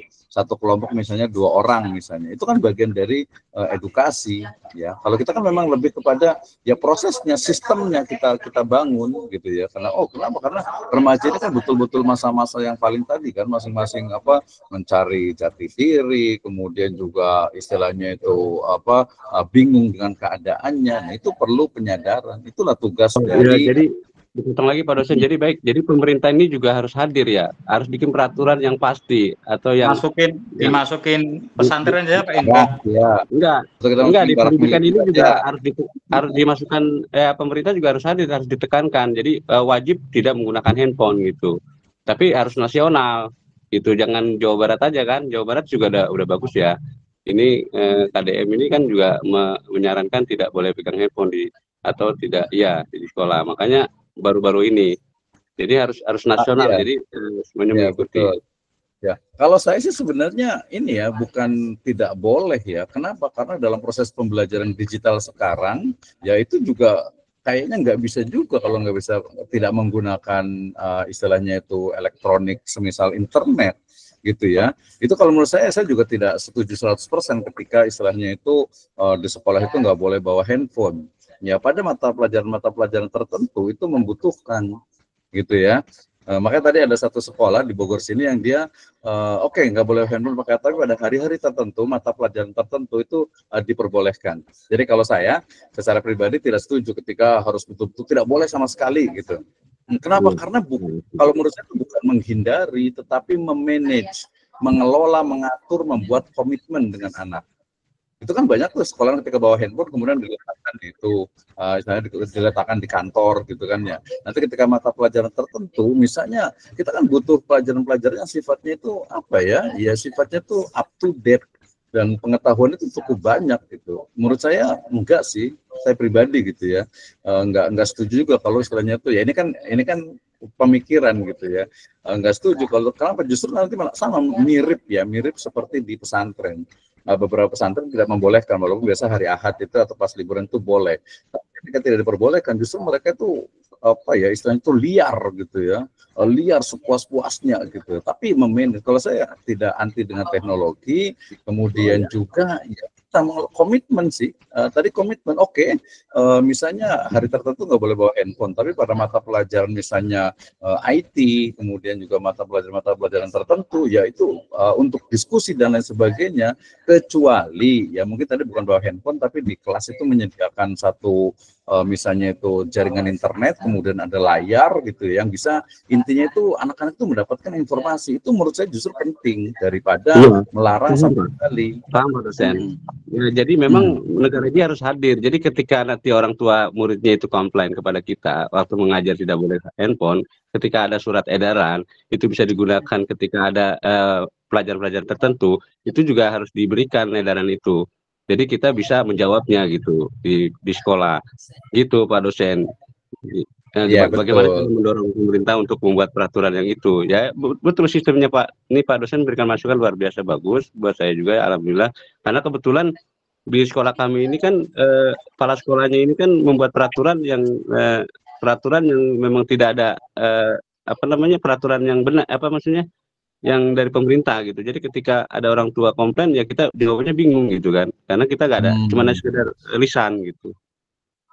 Iya betul, gitu. artinya ya kalau pemerintah ya memang betul harus hadir di dunia pendidikan, tapi kemudian memang ada tim ahli di bidang pendidikan, di bidang perkembangan anak, di bidang juga media sosial, di bidang teknologi, agar juga tadi bisa menyeimbangkan gitu. Jadi jangan asal lihat nih misalnya nih ada kebijakan misalnya nggak boleh pakai isinya e-book gitu ya, harus pakai buku manual, nggak usah pakai elektronik gitu, nggak usah nulis. Kalau menurut saya sih enggak juga sih gitu ya, enggak juga. Jadi tapi tetap ada pada porsinya lah gitu ya, pada porsinya.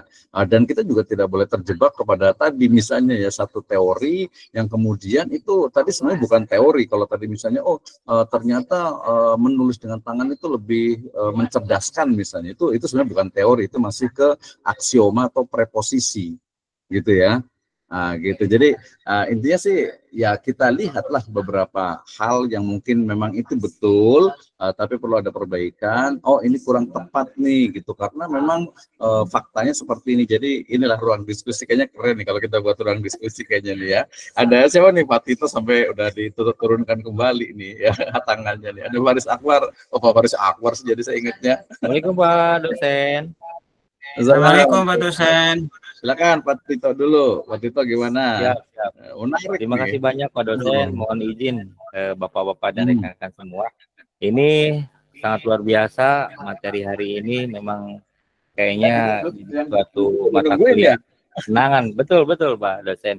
Tentang peserta didik terutama Pak dosen, karena ini pertanyaan yang minggu kemarin Pak dosen.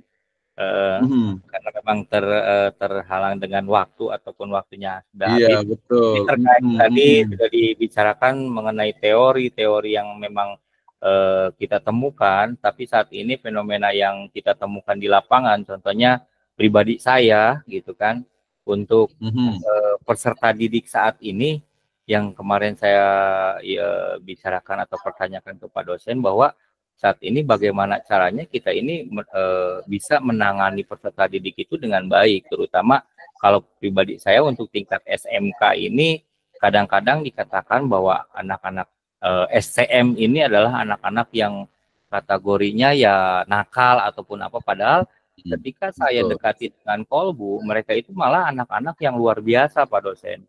Mereka itu hanya hampir 80% itu, kenapa mereka bisa seperti itu, dan juga dipandang mereka itu nakalnya lebih eksistensinya lebih terlihat dibandingkan dengan anak-anak SMA atau anak-anak negeri katakanlah. Mereka itu satu Pak dosen, yang mereka alami itu adalah berkonflik, kurangnya perhatian daripada orang tua. Gitu. Jadi ini yang sering saya ngobrol dengan teman-teman. Kalau saya sih dengan mereka itu, katakan mereka itu adalah teman saya Pak dosen. Saya itu bukan guru mereka, tapi teman saya. Luar biasa. Jadi mereka itu bisa curhat ke saya tentang permasalahan-permasalahan yang memang apapun itu masalahnya, yaitu mungkin ini yang sering saya temukan Pak dosen. Bagaimana saya mohon izin untuk arahannya. Bagaimana saya lebih mendekatkan diri kepada mereka, dan ketika memang mereka dengan hal-hal pengecapan mereka bahwa mereka itu adalah peserta didik ini sulit diatur, nakal ataupun apa gitu kan, itu apa yang harus kita lakukan dan bagaimana caranya ketika itu, apakah benar apa yang kita lakukan dengan sentuhan kalbu itu Pak dosen. Ini yang sering saya temukan dan terima kasih Pak Tito, luar biasa sekali. Tapi karena waktunya sudah habis, jawaban saya ringkas saja. ya, kita sama-sama nahnul muslim, kita seorang muslim, coba pelajari tentang bagaimana at-tarbiyah al-islamiyah narju ilal kitab wa sunnah wa ala khulafaur rasyidin. Jadi coba pelajari kembali, kita belajar sama-sama lagi terkait dengan bagaimana pendidikan di dalam Islam, terutama ya di masa Nabi, tabi'in, tabi'ut tabi'in, dan para ulama yang lainnya. Kita tidak bisa mengatakan bahwasanya di mereka itu tidak ada tantangan, tidak. Ya, orang-orang kafir Quraisy, ya orang-orang Persia, orang-orang Yunani, orang-orang Romawi, ya orang-orang Rafidhah, itu juga menurut saya sangat luar biasa gitu ya. Jadi kita tidak bisa mengatakan dulu itu kan tantangannya cuma sedikit, ini sedikit, tidak. Kalau menurut saya itu karena sesuai dengan kebetulan kita hidup di zaman sekarang ini gitu ya. Jadi berbagai problematika saya yakin sekali is our belief ya, bahwasanya coba farudduhu ilallahi wa rasuli in kuntum tu'minu billahi wal yawmil akhir. Pertama, pelajari tentang bagaimana pendidikan anak di dalam Islam, bagaimana sirah nabawiyah, bagaimana sirah sahabat mendidik anak gitu ya. And after that we can discuss about our subject insyaallah next week ya.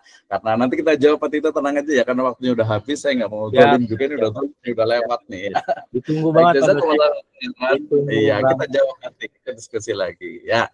Baik, jazakumullah khairan oleh timamikum. Kita tutup dengan hamdalah dan rakabatul majelis. Alhamdulillahirabbil alamin. Subhanakallahumma bihamdika asyhadu an la ilaha illa anta astaghfiruka wa atubu ilaik. Wallahu muwaffiq ila aqwamit thoriq. Wassalamualaikum warahmatullahi wabarakatuh. Waalaikumsalam warahmatullahi wabarakatuh. Terima kasih Pak dosen.